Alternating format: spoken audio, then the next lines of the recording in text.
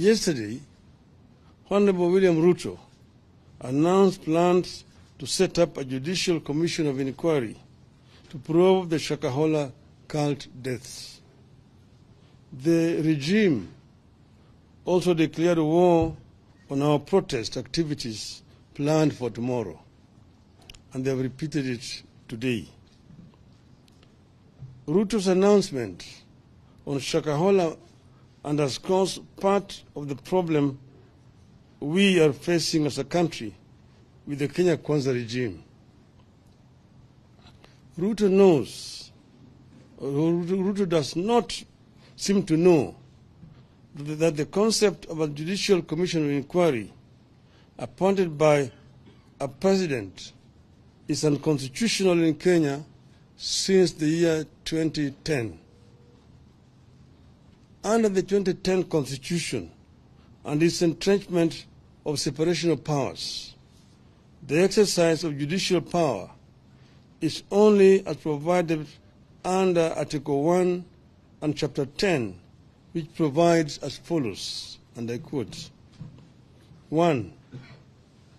The people have delegated their sovereignty of judicial power to only the judiciary and the independent tribunals established under the Constitution. 2.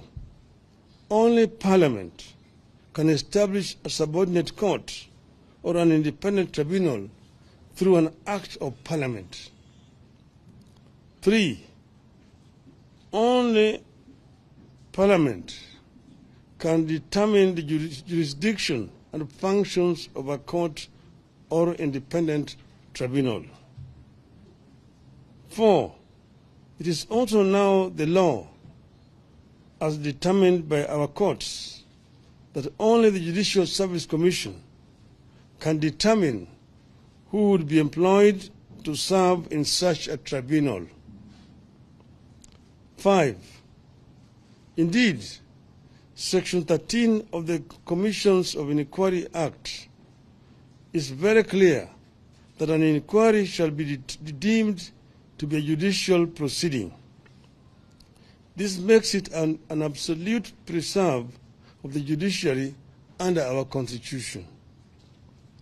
A president, unlike the past, no longer has power to make any decision on the constitution of a court or an independent tribunal, nor who sits in judgment in such a court or independent tribunal. Yet again, Mr. Ruto is trying to undermine and overthrow the Constitution.